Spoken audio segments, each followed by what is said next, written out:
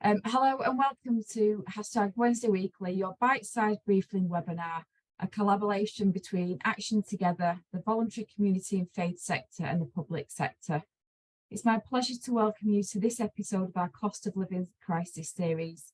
Action Together are working with Oldham Council to welcome you every Wednesday between now and April to hear from the services and organisations that are working alongside you in Oldham, delivering critical help to support Oldham residents through the cost of living crisis. Without further ado, I'm really pleased to hand you over to Rebecca Kershaw from Social Prescribing, who will be taking us from here. Over to you, Becky. Morning, everybody. For people that don't know me, I'm Becky. I'm the Social Prescribing Manager. I oversee the project across Oldham and I'm employed by Action Together. Just move me on, Gemma. So, social prescribing, I don't know who we've got on the call, and if you need me to go over anything, I don't know what knowledge people might already have of social prescribing, but just stop me if anything's not making sense or you have any questions. So, social prescribing in Oldham brought together 5 organisations across Oldham, Action Together being the lead, Age UK, Positive Steps, and Tog Mind, and then the 5 primary care networks that we have across Oldham. We brought together in probably 4 years ago now, a consortium of these 3 organisations, and then the primary care networks came on probably a year later. The reasons for us sort of working in a consortium was that we didn't want to bring something into Oldham and drop a whole new layer of service in and of a staff team. And we recognise that there is a number of people already accessing these services in Oldham, and we didn't want people to feel bounced around services. So we felt that it was better to bring the services together so we could share knowledge, experience, and expertise. So what do we support with in within social prescribing? So I always say that social prescribing isn't really an expert in anything. What we do support with is any non-medical issues. I've listed some of them there. So loneliness and isolation, physical activity, healthy lifestyle choices. But what we do in social prescribing is link people to the right services. So this isn't saying that we can do everything, fix everything and be everything to everybody. This is around us connecting the really well established services in Oldham to the individual. We get a number of referrals for different reasons, and it's probably easier to tell you what we don't support with than what we do at the minute, because we are getting absolutely everything, as I can imagine most services are.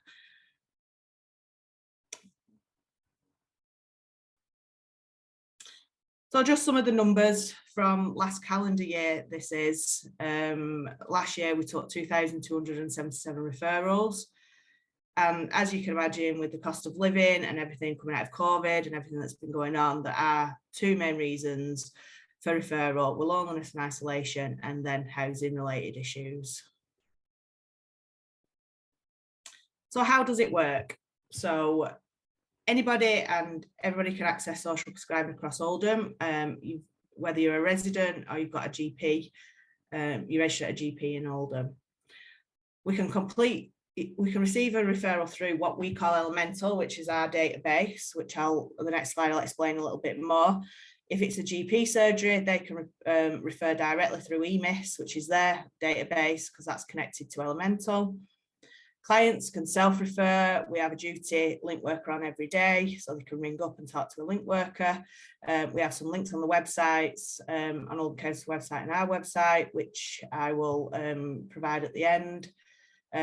People can go to the GP, any service in Oldham, any community group in Oldham can refer to us, and we can do that either through email, phone calls, or we can send you a link or a portal to access Elemental as well. We meet in every primary care network every week, so North East, South West and Central. We have what we call an allocation meeting. If we've received a referral that has a lot of detail on it, we can send that directly to that weekly allocation meeting.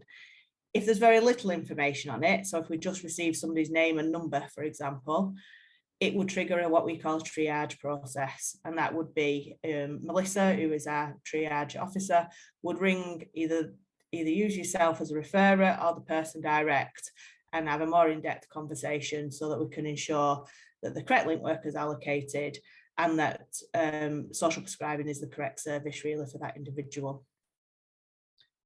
Once a person goes to the allocation, we can say we'll be allocated a link worker. And from there on in, really, it's an individual journey. It's personal to every person. The link worker would contact them and they would make an appointment. That can be a face-to-face, it can be over the phone, it can be whatever that person's comfortable with, really.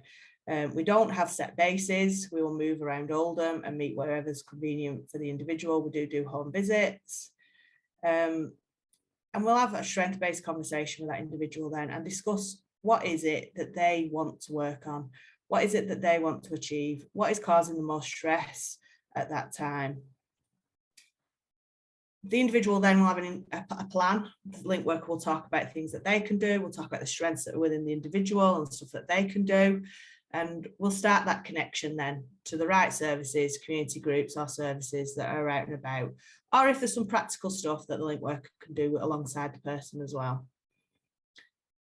We don't have a set time for the amount of time that we will work with an individual, but what we will do is we will review at 3 and 6 months.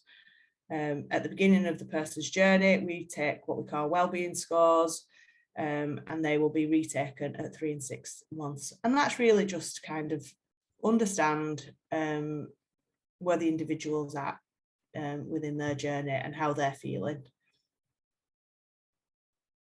Okay, so I mentioned before Elemental, which is our database, and is, as I said before, connected to EMIS, which is the GP's database. So referrals can come quite quickly, very easily, directly from GPs. If we've got people working outside of the EMIS system, we can set them up still as an Elemental user, and you would be sent a portal. There's an email address on there, and anybody would like to be set up on Elemental, then just send us the details that we would need, which is your name, work address, email, job role, and organisation. Working through Elemental is beneficial on both referrers' point of view and from us, really. We get more detailed referrals, we get the correct information, but also then you as a referrer would get information back to yourself, so you'd know automatically that which link worker was working with the individual. You would see that appointments were being made, you'd see some basic wellbeing scores, and you'd see what we call social prescriptions, so other services that we've involved or the person has been connected to. If you're working as part of a team, you'd also be able to see your whole team's referrals, so that we don't get duplicate referrals. Or you could, if you work with an individual and they say, I'm not sure somebody from Social Prescribing has been to see me, but I'm not sure who it is, you can look that up for an individual as well. If you're not wanting to be connected by Elemental, or that doesn't work for you, or you're an individual that wants to contact us, then that's our telephone number. Ring that number. Option 1 is Oldham Social Prescribing, and you would go through to a duty link worker. We are experiencing really busy calls on duty, so it might be that you need to leave a voicemail, but they will get back to you, and there is somebody on every day. And that's our email address as well, if you want to contact us via email. That was a bit of a whistle-top tour of social prescribing, but has anybody got any questions?